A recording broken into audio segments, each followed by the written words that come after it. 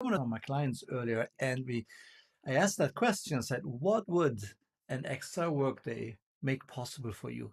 And I want you to think about that for a moment as well. If you had an extra workday, how would you spend it? What would you do? What projects would you take on? Or would you not take on any projects at all and just go on vacation, um, be at the spa, do yoga, do more sports, travel the world, city tours, whatever. But what would an extra day a week do for you? And so then went into the time management conversation. And so now I don't like time management systems whatsoever, because whenever I go out and I talk to a larger group of people, typically managers or business owners, I ask them, so, who here has ever been at a time management training or seminar or workshop? And like 80% of hands go up. And then I asked them, said, okay, so how many of you are using what you have learned? And, sure enough, most hands go down. And I find that very interesting that there is a product that's $1 billion product for which that nobody has a benefit. So no, that nobody's using. So I'm not a fan of time management at all, because the 80% of the world's population is not wired to prioritize, to color codes, to number and file and whatever, what have you. It's just not how most people's brains are organized. And that's why when people go to time management courses, they may take one or two of the strategies or tools, and that's it, right? It's a product that nobody uses, and it's a multi-billion-dollar industry. So the question is, what are we going to do instead? Because when I talk to my clients and I ask them, what keeps them from implementing my program, the number one complaint, or the number one feedback is, you know what, we have no time. We are so busy, and at every single meeting I go right now, when the issue of having enough time comes up, that's the number one obstacle for implementing and making progress. That's true for my clients, and it's true for everybody else. So let's talk about this, right? So let's talk about how can we win an extra free day a week without the time management systems that we know that nobody's using. All right. So, and I wanted to share with you a concept that I discussed today with my clients. We call it the free a day formula. And I hope, and my wish for you is that you get value out of this concept as well. So there are three things that you need to do, or we need to do, or can do in order to free a day. And those are more strategies that you can implement right away, like right after this call. All right. So I'm not going to bother you with, oh, that's my manifesto, I'll share it later. I'm not going to bother you with details so that are not working. So the first one is, you've got to make a commitment here right now to drive and control your calendar, period. Most of us, we we are dependent on our clients determine our calendars, our team, our bosses. If we're employed, I'm not, but it's either the team members, vendors, the clients that seem to determine our calendar, or other people, right? Other people's problems, other people's issues. And so we need to stop being luggage in the car and drive the car and make hard decisions. And the decisions include, number one, what do we need to eliminate? Okay, so when I talk to the most productive people in the world, and they have time that I know, I ask them, so what did you do? It's remarkably boring, right? They say here's what they're doing. They say, I'm focusing on two of the five business motivators that are important to me right now. So the five business motivators, for those who have not worked with me yet, are your product, your prospects, your profits, your processes, and your positioning. All right. And all five are important, but at any given time, you can only focus on two properly, right? So the most successful people in terms of productivity, and those who have extra time, they're very clear on what their two business motivators are. Have number one and number two priority, and that's reflected in their calendar.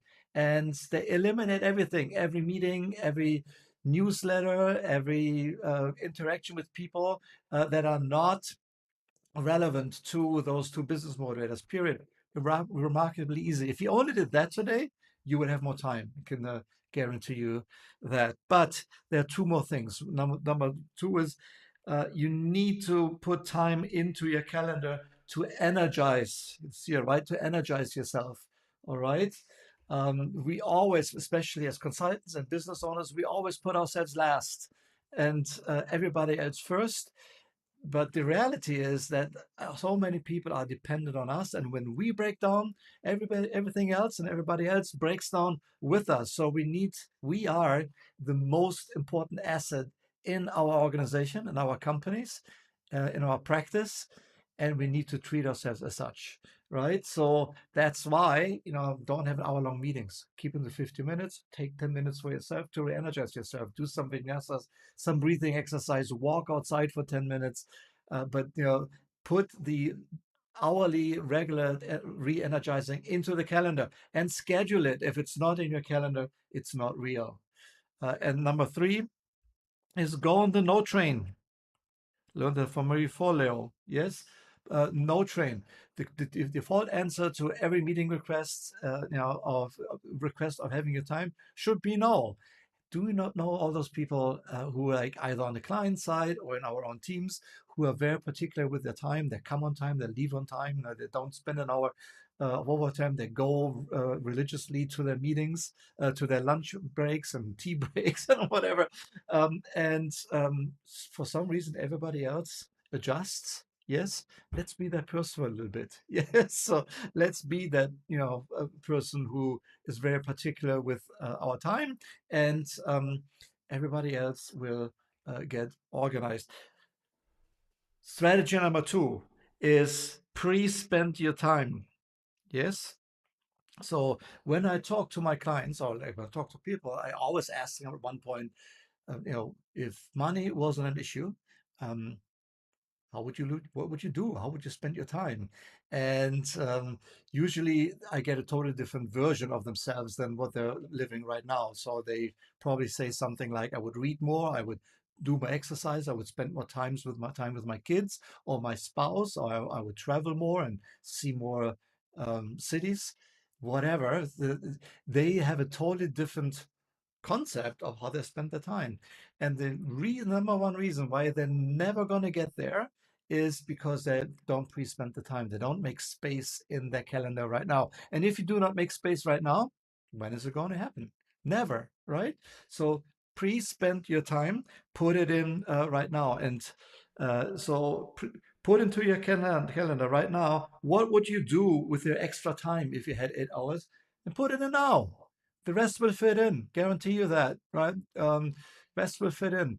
Next one is put in your non-negotiable time. Non-negotiable time is time that you spend with yourself.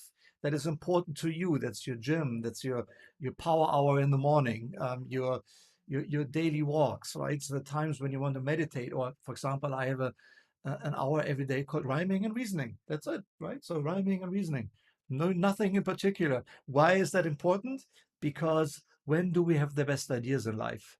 When we do nothing in particular, right? So when we are walking on the beach, when we take a hike in nature and don't need to be anywhere, we need to go anywhere anytime soon, right?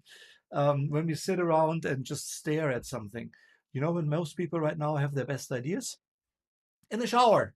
Why? Because that's the only place where there's no effing, you know, notifications, internet, social media feeds, emails, phone calls, whatsoever. Shower. So don't just be dependent on the shower. Make that time for yourself. Okay. And maybe it's just the yoga class. Awesome. Totally cool. Right. So, but you have your best ideas when you do nothing in particular. If you ever had a problem where you were thinking, it's like, you would put your fingers into the creases of your forehead and things and wonder, what am I going to do? What am I going to do? What am I going to do? And I need an idea. And did you ever find the best idea possible? Probably not, right? So we find the best ideas like 3 or 4 days later, like one moment when we're doing nothing in particular, we go like, oh, I should have done that. You cannot come up with the best idea when you're stressed. So put in that non-negotiable time. Again, for me, that is called rhyming and reasoning. So you may call it someone else, something else. So, and then lastly, uh, schedule your outcomes. Okay, most people schedule to-dos. And do you always have to-dos, right? Do you always have to-do list? When was the last time you looked at your to-do list and said, wow, I'm so glad I have more to-dos, right? Never happens. So instead of thinking of to-dos, the first thing I want you to think about is, what are my outcomes?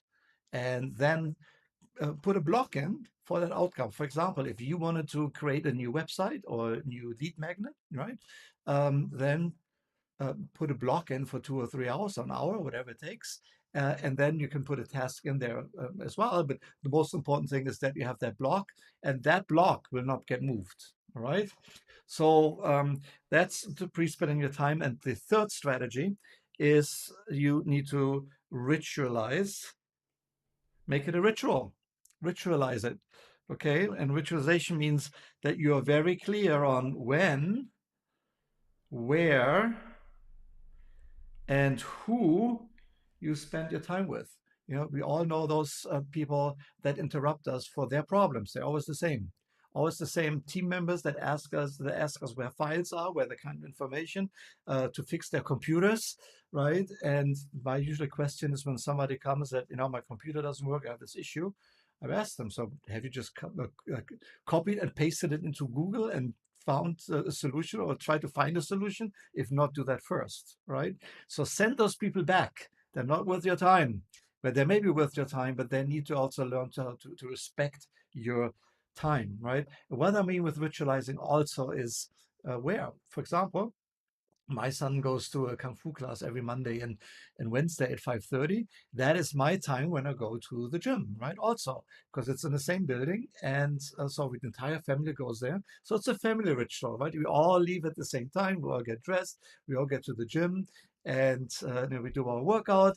And while we're in the gym, I'm not checking email. I don't have any notifications. And I'm totally focused on that time, right? So that's what ritualizing does. All right. So when you do yoga, don't do it at home if you can. Ritualize it and go to a studio or do it outside at your sacred place or whatever, right? So ritualize. And if you do all of this, here's what's going to happen. It's really beautiful, right? So when you consistently drive your calendar and your pre-spend, then that's when you get consistent results beyond standard norms, right? Because you drive it, you control, and you spend your time on the issues that matter most. Number two is if you pre-spend your time and you ritualize it, then it becomes a habit. And when it becomes a habit, it becomes second nature. And over time, you can sustain it, right? And number three, uh, when you ritualize it and you drive your activities, that's when you have absolute focus on getting the results. So especially as consultants, so important for us to be consistent in how we perform, to deliver to our clients, get results, get the money in, that we make it a habit so that it becomes second nature. And we have that spent that time and are focused on the activities that really matter.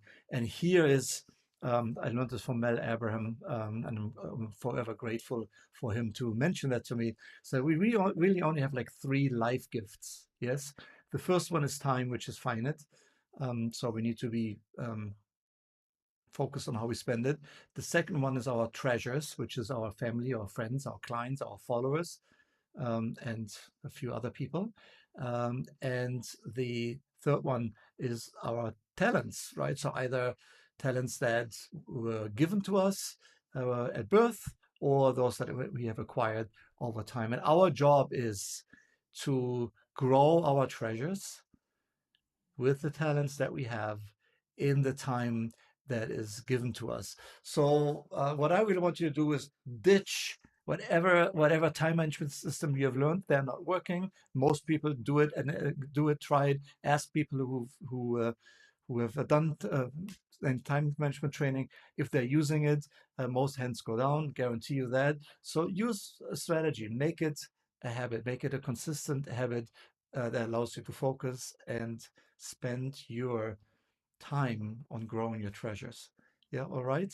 So with the talents that you have. So I hope that was helpful. Let me know what your time hacks are. Put it in the comment box. I'd like to read them. And if you want the entire system, I yeah, I'd be happy to send that to you and tell you how you can get access. Let me know that. Send me a comment here or write a comment, send me a DM or send me a message. I'd be happy to share with you the entire system. All right. Thank you so much. And I see you soon again on the same channel. All right. Bye.